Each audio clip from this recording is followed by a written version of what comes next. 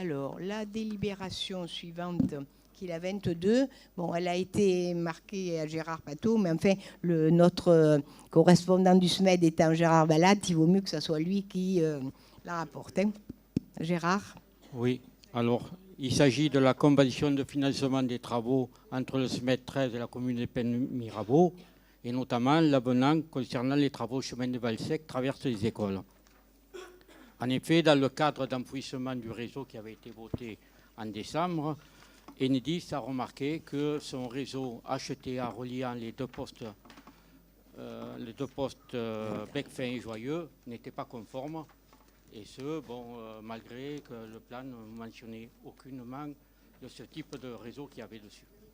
Oui, donc, je crois qu'on n'entend pas vraiment le micro, il marche vraiment ton micro là ? Ah bon ? Là. Ah, allez, voilà. Oui, alors je disais que dans le cadre d'enfouissement du réseau qui avait été voté en décembre, l'enfouissement du réseau de distribution électrique, Enedis a remarqué que son réseau HTA reliant les deux postes Joyeux et Becfin n'était pas conforme. Effectivement, le plan ne mentionnait aucunement l'état et les types de réseaux qu'il y avait souterrains.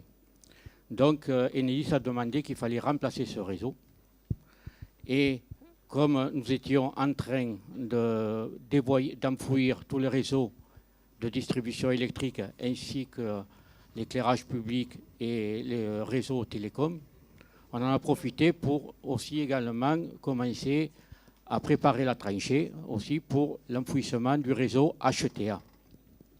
Voilà, donc c'est pour ça que dans cette convention, il est noté qu'il y aura un surplus de 79 138 euros, 79 138 euros concernant ces travaux de remplacement du réseau HTA entre les deux postes.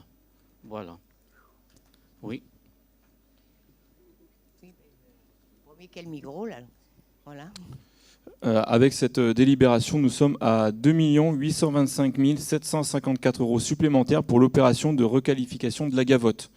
Nous sommes à près de 25% en plus du prix de départ. Revenons en arrière pour que les Pénois comprennent bien. Une fois n'est pas coutume, vous avez joué la carte de la transparence. Vous avez organisé un concours de maîtrise d'œuvre. Toutes les sensibilités politiques étaient représentées, votre majorité, les Républicains, le Parti communiste et le Front National. À la fin du concours, il était évident que l'enveloppe budgétaire ne serait pas tenue. Pas besoin d'être un professionnel du bâtiment, avec un peu de bon sens, cela paraissait évident. C'est donc naturellement qu'en septembre 2016, nous nous sommes abstenus. Une partie du projet était séduisante, mais l'explosion certaine de l'enveloppe nous a poussés à l'abstention. Nous avons été les seuls. Majorité municipale, les Républicains et communistes, vous avez voté pour, ensemble, comme un seul homme. Encore une fois, nous avions raison et malheureusement, nous n'avons pas été écoutés. C'est près de 3 millions d'euros jetés par les fenêtres. Avec cet argent, Madame le maire, vous auriez pu tenir vos promesses. Notamment celle faite aux habitants du vieux village en 2017, d'investir dans des caméras sur les parkings en haut ainsi que de la lumière plus forte au moulin. Je souhaite attirer votre attention. Il ne se passe pas une semaine sans que des voitures ne soient vandalisées, sans que des vols aient lieu sur les parkings. Alors que vous aviez promis des caméras pour 2018, la seule chose que les habitants ont eue de votre part, c'est une augmentation des parkings de 4 € par mois. Je vous demande des réponses concrètes et maintenant. Quand comptez-vous installer des caméras sur les parkings intérieurs aux 2 niveaux et à l'extérieur ? Quand comptez-vous installer une lumière plus forte au moulin ? Quand comptez-vous augmenter les patrouilles de police ? Ce n'est pas le sujet de la délibération, donc je n'ai rien à vous dire là-dessus. Vous ne voulez pas répondre ? Non, parce que ce n'est pas le sujet. Aujourd'hui, nous ne sommes pas en train de parler de ça. Ah bon, vous avez gaspillé presque 3 millions d'euros, donc bon, je voudrais vous explique ce qu'on pourrait faire avec cet argent et vous ne voulez pas répondre. Vous ne voulez pas que les habitants du vieux village soient plus en sécurité. On ne parle pas de gaspillage, on parle d'investissement. Non, de gaspillage. Je voudrais dire 2 choses pour répondre à M. Fuzon. Alors, ce surplus, ce coût financier est dû par rapport à ce câble qu'on ne savait pas l'état du câble qu'il y avait souterrain, parce que les plans ne mentionnaient nullement un câble en mauvais état. Donc on ne pouvait pas prévoir à l'étude qu'il fallait remplacer ce câble. C'est en ouvrant qu'on s'est aperçu, qu'Enedis s'est aperçu que ce câble n'était pas conforme, et qu'il ne pouvait pas rester comme ça, qu'il fallait le changer. Donc on était bien obligé de passer par là. Voilà. Je veux bien qu'il y ait une petite différence de 300, allez, 400, même 500 000 euros, mais là ça commence à faire, on est à 3 millions. Ensuite, je répondrai après pour une autre. Monsieur Vallat, merci beaucoup pour les informations que vous nous avez transmises. On ne remet pas du tout en cause effectivement la problématique que vous avez rencontrée sur le terrain. La seule chose, ce qu'on vous a demandé de dire ce soir, c'est un peu d'essayer de contourner la législation.